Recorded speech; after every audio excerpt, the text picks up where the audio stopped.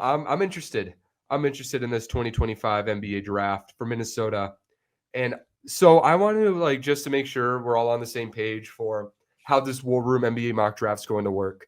So I'm going to simulate draft picks on Fanspo, and we're going to watch how the board falls. And the moment we get to Minnesota's picks, you're going to see who's available, and you're going to pretend you're like an NBA scout for the Timberwolves and just give who would your best options be. And then we'll make a pick. We'll do that for 17 and 31. And if there's an option to get to 13, we will. So that is how we are going to do this 2025 NBA mock draft. I promise we'll get to the Timberwolves pick. There you go. Now things are normal. Okay, this makes sense. Okay, Ace Bailey 4. Tell me if you want to trade up, okay? Trey Johnson, Concanoople. Once we get to the spot, I'm looking for one name right now mainly. Okay, Yegor Demon 11. Derek Queen. Pause on the Spurs. Pause here. Oh, they already made a pick. That's fine. Right. Okay, the Spurs. This would be perfect trade up range. So it would probably take a little bit to explain, but San Antonio is a team that its value is probably more what they're looking for is like around pick 17 compared to here. Mm-hmm. So I think this would be a great spot to just package 17, 31. And then, I mean, I don't think you need to do more, but if you really want to throw a future second in there too, I don't care. But this is perfect where we're at. Wait. Sorry, I was literally just yelling at my dog to stop snooping. What'd you say in the last part of it? So I think you could definitely deal 17, 31 in a trade up here if you would need to do a future second also. I'll go for it. Just to guarantee you get a guy that you like here. Okay. So you tell me this. Do you want to trade up to 14, or should we stick at 17 and then get spicy with 17 and see who are other options at 31? Your call. If I'm them, I'm trying to get to 14 here to guarantee the guy.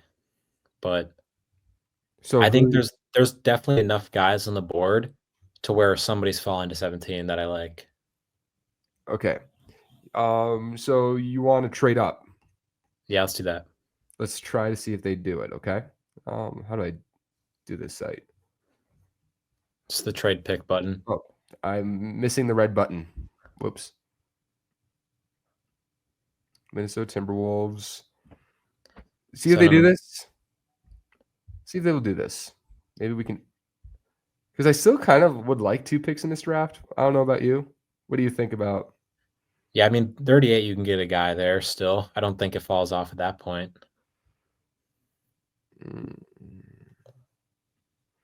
So this trade picks, see what it does?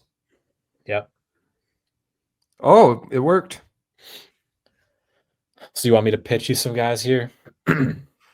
Sure. I don't know. I'm not even sure if this is agreed or if I just overrided it. But either way, we're at 17 or we're at 14 and 38 now. So yeah, this is definitely the range that I would like to trade up to. There's 5 or 6 dudes that I would love here. I mean, we can just start at the top with Neat Clifford. Clifford, the idea with him is he's an older guy that's going to be ready to play day one. He's just a pure scorer and shot creator, can score on all 3 levels. He's probably going to be an okay defender in the NBA. I think he's really good with screen navigation, but the issues with Clifford is maybe just attacking closeouts because he doesn't have great hips. The hip flexibility isn't awesome there. But with him, he could be a legit shot creator and just high-level scorer in the NBA, and the Timberwolves could really use that, and he's a good-sized player. Colin Murray Boyles here is pretty interesting. I think he would, on most people's board, be the highest player remaining.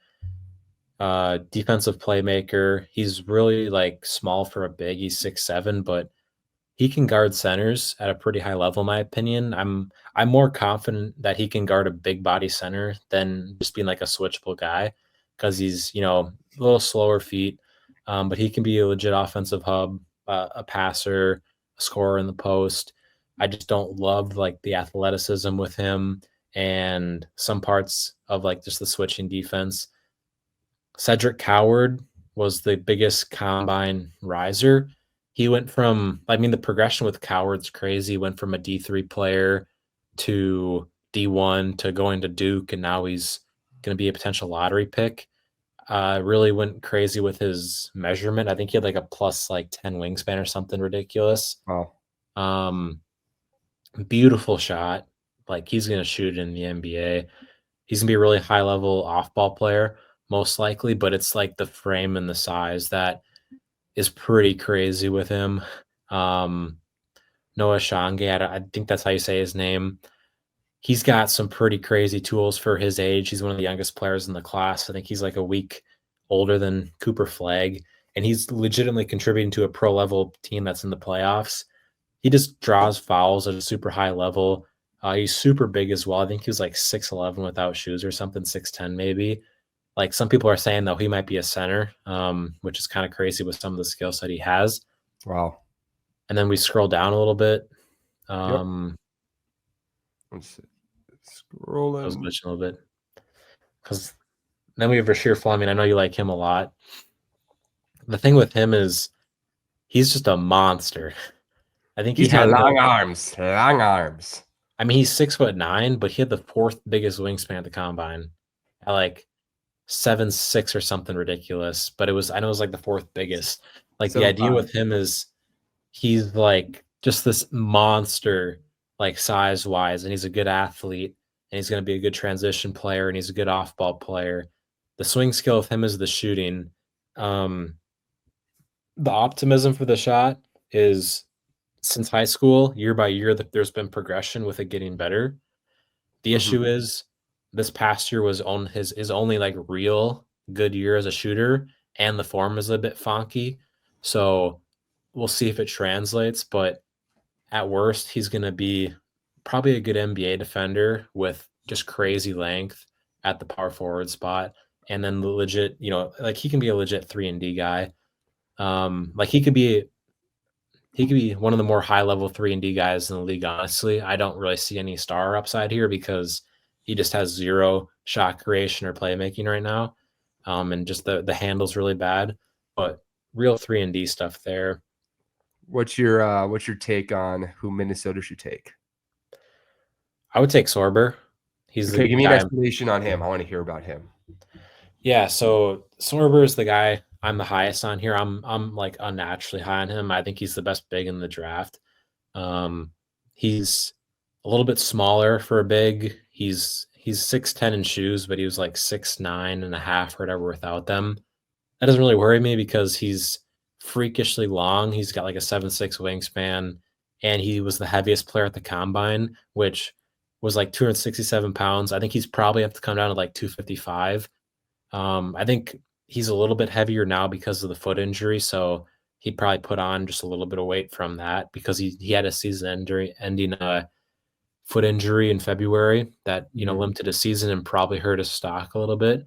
But he's just a dog, and I think he's the most projectable big in the class when it comes to playoff basketball because I don't have questions about what position he's going to play. I think he's going to be a good NBA defender. He's excels in drop coverage. That's where he's best at. And I think he's a lot better foot speed wise than people give him credit for. He's just so strong. You can't back him down in the post. He blocked over 2 shots per game this year. He's an absolute freak. And the crazy thing about him is usually with these young defenders, they foul a lot. He does not foul really, and he blocks shots with both hands at a high level. Um, and then the thing about it, like the other thing about him is I'm more intrigued with the offensive side than defensive side. I think he'll be a good defender, but I like the offense more. Like Mm. it's like two and a half assists per game. He was like legitimately an offensive hub for Georgetown this year. Like he would constantly get the ball at the top of the key, like off of DHOs and just survey the defense and make passing reads and stuff like that. And then he's a legit post scorer. Like some of the more the concerns with him are some of the foot speed stuff questions. I'm not as worried about as some people, but the bigger ones, just the athleticism. He's not really above the rim finisher, not Gotcha. a super high level athlete. Like he's not like on the Janai Broom, like Derek Queen level of low athlete, but he's not going to be a good athlete in the NBA. But I think you just see a dude that is going to be a potential offensive hub in the NBA, like a high level passer at the big man spot, legit footwork and post skill ability. Not a shooter yet. I think the shot, like people talk about Malawatch as a shooter long term, like at the free throw and stuff like that. Like purely from the 3-point line, I like Sorber more in that aspect right now, projectably. Gotcha. Um, but yeah, not somebody you're going to build your defense around, but going to be a good defender, I think, in the league too. So I just see like playoff dude here. Perfect. I like him a lot too. He has like he kind of reminds me of a 2000s big, just in terms of the way he plays offensively, the high post playmaking. He's got a little midi, he's got a good feel, good hands, and I wish he was a little more agile than he is because I think he's 263 right now, if I'm not mistaken. Yeah. And I feel like for his archetype, I know he's got crazy long arms, 7'6" wingspan. I wish he had a little more quickness, which might come with, cutting 10, 15 pounds in the NBA. But I do like him a lot. And the foot injury, from what I've heard, not a huge concern. Let's draft him. For people Okay. that like I'm not a huge like NBA comparison guy, but I really do like Isaiah Hartenstein comparison with him here, especially if he probably loses like 10 pounds maybe just to like show the athleticism a little bit more. But Hardenstein's pretty similar in the sense that just a high level defender that maybe, could be better foot speed wise, but can be an offensive hub in points, can score in the post. Obviously has that crazy push shot. Sorber doesn't really have that as much, but I think Sorber is just more talented when it comes to his post skill. Yeah, But I like that comp a lot. I love it. I can see that. I think that's a really good comp. Perfect. Let's continue this mock draft. It feels like if we just stuck at 17, man, there's so many good options available. Like we would have been cool at 17, I think. Yeah, Let's we would have been for sure with how this fell. Yeah, for sure. Let's auto pick everything. I Do just like if Minnesota loves a guy and that guy's available at 14 and you can get up to get him. Yeah, for sure. But also like if there's four guys you really like, Yeah. there's no need to. Because I It feel just like the it trade just that we did. depends. It just depends if they have a guy in a different tier or not. No, for sure. We don't know how their board looks. I mean, if they have four dudes in the same tier at 17 and they're all on the board at 14, don't trade up. No, exactly. We don't know how their board looks. Another guy I was thinking about who I think is a dark horse to go really high is Joan Beringer. Is that how you say his name? He's Baron J, the yeah, I think so. Yeah, he's the European big, just like a super talented rim protector and super athletic and young. Has only played basketball a couple years. Yep. Interesting guy. Okay, 38. Ooh, we got Saw baby his name Jokic. right away at the top. Give me two or three guys and let me know which one you'd prefer. So here's how the board looks right now. All right, I got him. Okay. Yeah, so Noah Penda right away at the top. I think he's a first rounder. I think the idea with him is just like this point forward that is a defensive positive as well. Um, plays pro basketball in France. I just think he's going to be a potential high level playmaker at a big position. I like Tyrese Proctor a lot. It would be kind of harder to get him in, I guess, with just how much depth we have there. But this dude just is a phenomenal jump shot maker, like super efficient off of dribble jumpers, and he can be a positive on the defensive end. That's what he was for Duke this year. He's really switchable. Just the strength with him and doesn't really pressure the rim at this point, but he can be a legit shot creator. Um, and then another guy I like from Duke is Sion James. I have him higher than here. I would potentially pick him at 31 if we kept that pick. Okay. Like, I just see that dude being a potential 10-year dude in the NBA. Like, his role at Duke this year is exactly what he's going to do in the NBA. Primary point of attack defender, just a monster strength wise. And he was legitimately one of the best uh, catch and shoot shot makers in college basketball last year, 95th percentile Well, on catch and shoot shot making stuff. And he even had some secondary ball handler reps. He can finish at the basket. Like, that's a dude where if he for some reason went like late first round, it's gonna shock people, but I wouldn't hate it. What do you think of Hanson Yang?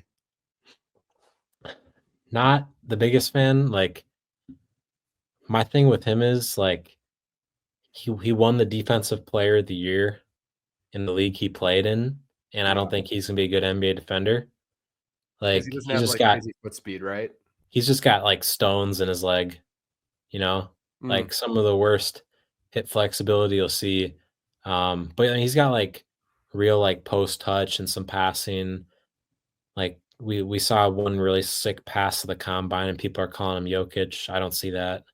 Um, but yeah, I mean, he's a second round swing big for sure. Like if Minnesota took him at 31, wouldn't like not understand it at all. He's fun, man, and he'd sell a lot of tickets because of you know, like China. If you got an NBA player from China, they sell a lot of tickets out there. So Yeah. yeah, my friend, I will let you make the final offering on who you want to take. Yeah, I'll go Noah Penda. I think that's a guy that should be going first round. I think that's a great pick there. Awesome. Okay, so I don't think we care about the rest of the draft. So, okay, so in this mock draft, we took Thomas Sorber, number 14, and then we took Noah Penda, 38. We did a trade with the Spurs. I still haven't fully figured out whether that was a product of just the simulation doing whatever I said or the Spurs agreed to it. Not sure, but it makes a lot of sense for Minnesota to move up, get Thomas Sorber, and figure out such a scenario like that. Thank you all so much. This is Wilder Wolves Hall of Fame Mode Fandom.